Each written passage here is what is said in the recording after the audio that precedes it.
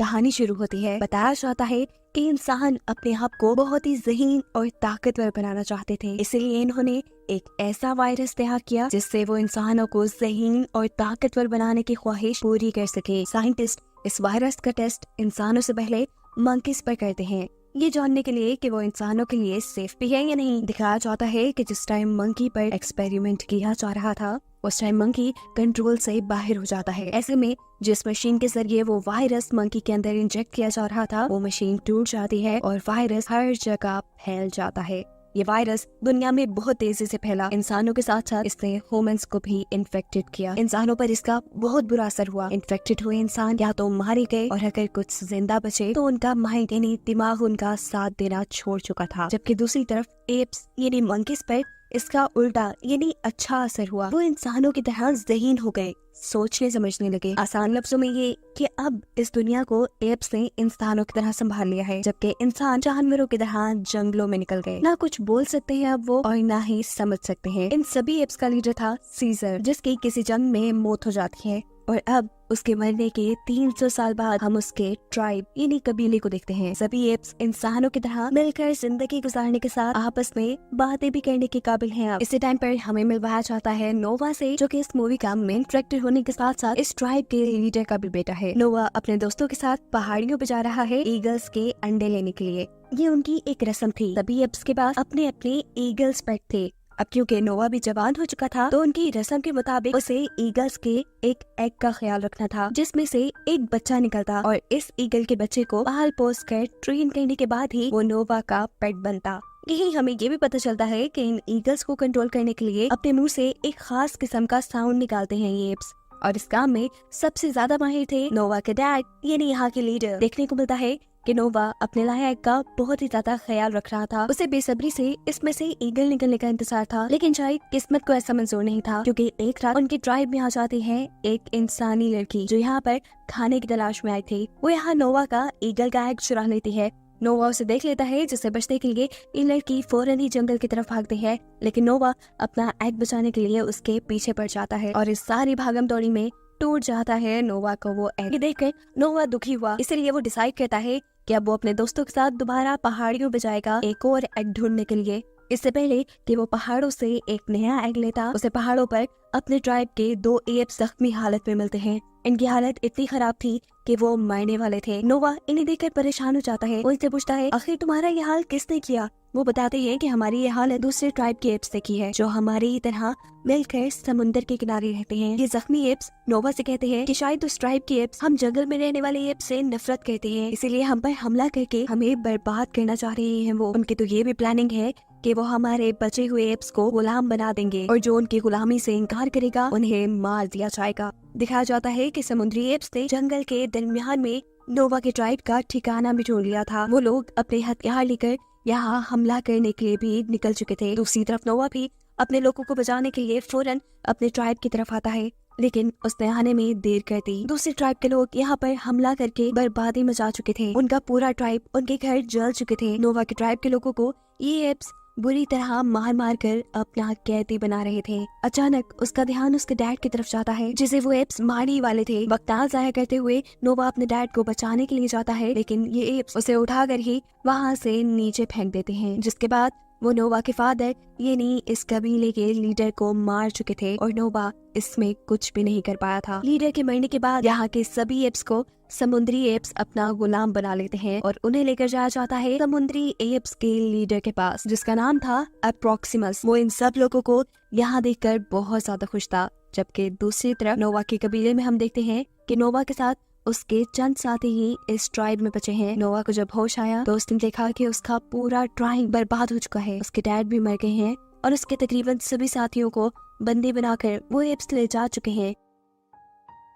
दुख में नोवा को कुछ समझ नहीं आता। वो सबसे पहले अपने डैड का फ्यूनरल करता है और उनसे वादा करता है, डैड मैं लूंगा आपकी मौत का बदला, मैं आपके मारने वालों की जिंदगी बर्बाद कर दूंगा और अपने सभी साथियों को छुड़वा कर यहाँ वापस लाऊंगा, ये वादा है मेरा आपसे। नोवा समुद्र की तरफ अपने सफर के लिए निकल जाता है, जहाँ रास्ते में उसे एक दूसरी किस्म का मंकी मिलता है। ये मंकीज असल में एप से कहीं ज्यादा ज़हीन है। ये मंकीज किताबें भी पढ़ते हैं। नोवा की किताबों के बारे में पूछने पर ये मंकी नोवा को बताता है कि इन्हीं किताबें कहते हैं, इनके अंदर बहुत से लफ्ज और तस्वीरें बनी हैं, जिस हर लफ्ज और तस्वीर का कुछ न कुछ मतलब होता है। ये मंकी नोवा को बताता है कि पहले जमाने में, सीजर के जमाने में, बहुत से मंकीज ऐसे थे जो इन किताबों में लिखी हुई चीजों को पढ़ और समझ पाते थे। नोवा से सवाल करता है कि सीजर कौन है, तो वो मंकी बताता है सीजर वो पहला मंकी था जिसमें सोचने समझने की सलाहियत थी और उसी की वजह से हम लोग एवोल्यूट हुए, यानी हमारे में भी तब्दीलियां आई और हम भी सोचने समझने और बोलने के काबिल हुए। सीजर ने ही मंकीज को ट्राइब्स की सूरत में एक साथ मिलकर रहने को कहा था। समझ लो कि वो हमारा सबसे पहला लीडर है। उसी ने हमें बताया कि एक मंकी को दूसरे मंकी को नहीं मारना चाहिए, चाहे वो इनकी नस्ल का है या नहीं है। बातों ही बातों में कि लोग अच्छे दोस्त बन जाते हैं और एक साथ बैठकर खाना खाते हैं। इसी दौरान वो लड़की जिसे हम पहले भी देख चुके हैं, नोवा के घर के पास, वो दोबारा यहाँ पर आ जाती है खाने की तलाश में। इसे देखकर नोवा गुस्से में आ जाता है। इससे पहले कि वो उसके साथ कोई बुरा सलूक करता या उसे मारता, यहाँ बैठा हुआ दूसरा मंकी नोवा को रोक देता है और कहता है कि सीजर यानी हमारे सरदार इंसानों से बहुत प्यार किया करते थे। उन्हीं को देखते हुए हमें भी इंसानों से प्यार करना चाहिए। ये लोग इस लड़की को भी खाना देते हैं और यहाँ ये मंकी नोवा को इंसानों के बारे में बताता है कि एक वक्त वो भी था जब इंसानों के पास अकल हुआ करती थी, वो भी बोल पाते थे, समझ पाते थे, लेकिन फिर वक्त गुजरा, इनकी सारी अकल चली गई और अब ये जानवरों की तरह रहते हैं। अब क्योंकि इन्होंने इस लड़की को खाना दिया था, इसीलिए ये लड़की भी उनकी साथी बन जाती है। सुबह भी हो जाती है और नोवा अपना सफर कंटिन्यू करता है, जहाँ उसके सफर में अब ये लड़की और वो मंकी भी साथ था। जंगल में थोड़ा ही आगे आने पर उन्हें बहुत से और इंसान भी दिखे थे जो पागलों की तरह जंगल में खाना ढूंढ रहे थे। अचानक ही यहाँ पर समुद्री ट्राइब के एप्स आकर इन इंसानों के ऊपर हमला करना शुरू कर देते हैं, क्योंकि उन्हें इंसान बिल्कुल पसंद नहीं। यहाँ एक अजीब सी भगदड़ मचाती है और इस सब में नोवा और ये मंकी किसी तरह इस लड़की की यानी अपने साथी की जान बचाकर उसे यहाँ से दूर ले गए थे। जैसे ही ये लोग उसे बचाकर जंगल में दूर ले आए तो अब इस लड़की को इन दोनों के साथ रहना सेफ लगने लगा था। वो इन दोनों से यहाँ पहली मर्तबा बात कहती है और कहती है कि मेरा नाम मे है। इन दोनों का मुंह हैरानी से खुला का खुला रह गया था। एक इंसान कैसे बोल सकती थी? तब मे उन्हें बताती है कि मैं बाकी इंसानों से काफी अलग हूँ, क्योंकि वो बोल भी सकती थी, उसके अंदर सोचने समझने की सलाहियत भी थी और उसे कपड़े पहनना भी आते थे। ये लड़की उन्हें ये भी बताती है कि मेरा जिस कबीले से ताल्लुक था, वहाँ के सभी लोग ज़हीन थे, बोल सकते थे, लेकिन समुद्री ट्राइब के लोगों ने अपनी नफरत में मेरे पूरे कबीले को मार डाला। बस मैं ही बच गई। अब बातें बहुत हो चुकी थी, लेकिन काम रहता था। नोवा को अपने लोगों को बचाने के लिए जाना था। ये लोग अपना सफर दोबारा से शुरू करते हैं और सफर करते करते पहुंच जाते हैं एक नदी के पुल पर। ये जगह दूसरे ट्राइब्स के इलाके में आती थी और इसीलिए वहाँ के सिक्योरिटी गार्ड्स इनके ऊपर हमला कर देते हैं। उनसे बचने के चक्कर में यहाँ इनकी लड़ाई हो जाती है और वो मंकी यहाँ करीब पानी में ही गिरकर बह जाता है और दूसरी तरफ नोवा और मे को ये लोग बंदी बना लेते हैं। इन्हें लेकर आया जाता है अप्रोक्सिमस के पास, यानी समुद्री ट्राइब के लीडर के पास, जो कि बहुत ही बेरहम एप्स है। वो इंसानों से नफरत करता है। उसने हुक्म दिया हुआ है कि जो भी जब भी किसी इंसान को देखे तो उसे मार डाले। ना सिर्फ ये, वो तो दुनिया भर के सभी एप्स पे हुकूमत भी करना चाहता था। इसीलिए तो उसने दूसरे ट्राइब के लीडर यानी नोवा के डैड को मरवा दिया और उनके सभी एप्स को यहाँ ले आया। देखने को मिलता है कि ये एप्स समुद्र के बिल्कुल किनारे पे रहते हैं। अब समुद्र का पानी इनके इलाके में ना आ जाए, इसलिए इन्होंने समुद्र के आगे एक बहुत ही बड़ी दीवार बनाई हुई है। इतनी इंटेलिजेंस का काम अप्रोक्सिमस ने इंसानों को देख देख कर किया था। उसे इंसानों की हिस्ट्री के बारे में बहुत कुछ पता था। उसके पास तो ह्यूमन मिलिट्री का एक बहुत बड़ा शिप भी था। इस शिप में एक बंकर था जिसमें मिलिट्री के वेपन्स थे। इस बंकर का दरवाजा बंद है और ये हमेशा से इस बंकर का दरवाजा खुलवाने के लिए अपने बहुत से एप्स को काम पे लगा के रखता है, लेकिन रोज कोशिश करने के बावजूद भी आज तक वो इस दरवाजे को खोल नहीं पाया। लेकिन उसे उम्मीद थी कि वो एक न एक दिन जरूर इस बंकर को खोल पाएगा। इसे खोलने के बाद वो इसके अंदर से सभी हथियार हासिल करेगा और सबसे पहले उन हथियारों के जरिए इंसानों को खत्म करेगा। इंसानों को मारने के साथ साथ उसका ये भी ख्वाब था कि वो सभी एप्स को अपना गुलाम बना ले, और ये तभी मुमकिन था जब उसके पास इन वेपन्स की पावर होती। अब सवाल ये था कि अप्रोक्सिमस इतनी ज्यादा इंसानों से नफरत क्यों करता था, क्योंकि उसे ये बात मालूम थी कि पास्ट में इंसान बंदरों को कुछ भी नहीं समझते थे। वो या तो उन्हें जू के जेलों में रखते थे या अपना पेट बना लेते थे और या गुलाम बना लेते थे। उसके दिल में डर था कि कहीं अगर इंसानों के पास दोबारा से सोचने समझने की सलाहियत आ गई तो वो दोबारा से बंदरों को अपना गुलाम बनाने लगेंगे। लेकिन वो ऐसा कोई दिन देखने से पहले ही सभी इंसानों को खत्म कर देना चाहता है। हम देखते हैं नोवा, जिसे यहाँ पर बंदी बना कर रखा गया था, वो यहाँ अपने ट्राइब के बहुत से लोगों से मिलता है। उसे उसके लोग अप्रोक्सिमस के सभी इरादे बता देते हैं कि कैसे वो इंसानों को मारना चाहता है और बाकी एप्स को बंदी बनाना चाहता है। इंसानों की तो नोवा को भी ज्यादा परवाह नहीं थी, लेकिन वो अपने ट्राइब के एप्स को अप्रोक्सिमस की गुलामी से बचाना चाहता था। उसे अप्रोक्सिमस के उस बंकर के बारे में भी पता चल जाता है जिसके अंदर बहुत से वेपन्स थे। और अब नोवा कुछ सोचते हुए मे के पास जाता है। मे भी यहाँ नोवा से कुछ बात करना चाहती थी। वो नोवा को बताती है कि उसके जैसे सभी इंसान बहुत ही ज्यादा कमजोर हो चुके हैं। वो चाहती है कि इंसान पहले की तरह बोल पाए और इंसानों को बोलना सिखाने के लिए उसे एक लैंग्वेज बुक की जरूरत है जो कि अप्रोक्सिमस के पास मौजूद बंकर के अंदर है। मैं उस बंकर को खोलकर उस बुक को हासिल करना चाहती थी, जबकि यहाँ नोवा बताता है कि मैं उस बंकर को तबाह करना चाहता हूँ ताकि मैं अपने ट्राइब के लोगों को छुड़वा सकूं। जब ये बंकर तबाह हो जाएगा तब अप्रोक्सिमस की सारी ताकत, उसका सारा गुरूर पानी में मिल जाएगा और ऐसे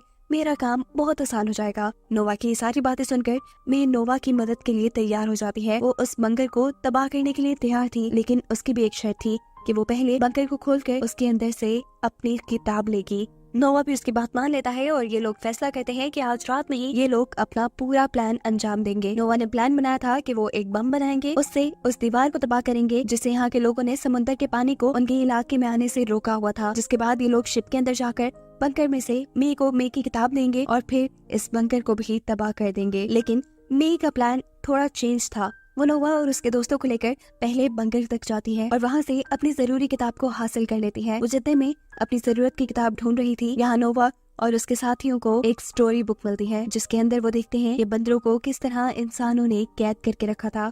ये देखकर उन्हें भी बुरा लगता है, लेकिन ये लोग इस बात को इग्नोर करके मे का साथ देना दोबारा शुरू कर देते हैं। ये लोग एक छोटे से होल के जरिए बंकर के अंदर गए थे और बाहर निकलने के लिए ये बड़ा ही आसान काम करते हैं। बंकर का बड़ा गेट खोल देते हैं। बड़ा गेट खोल के जैसे ही ये बाहर गए तो बाहर अप्रोक्सिमस अपनी पूरी टीम के साथ था। इन्हें बंकर के अंदर से निकलता देखकर वो समझ गया कि जरूर ये चारों मिलकर उसके खिलाफ कोई प्लानिंग कर रहे हैं और उसकी जरूरत की चीजें भी जरूर इन्होंने बंकर के अंदर से कहीं छुपा दी होंगी।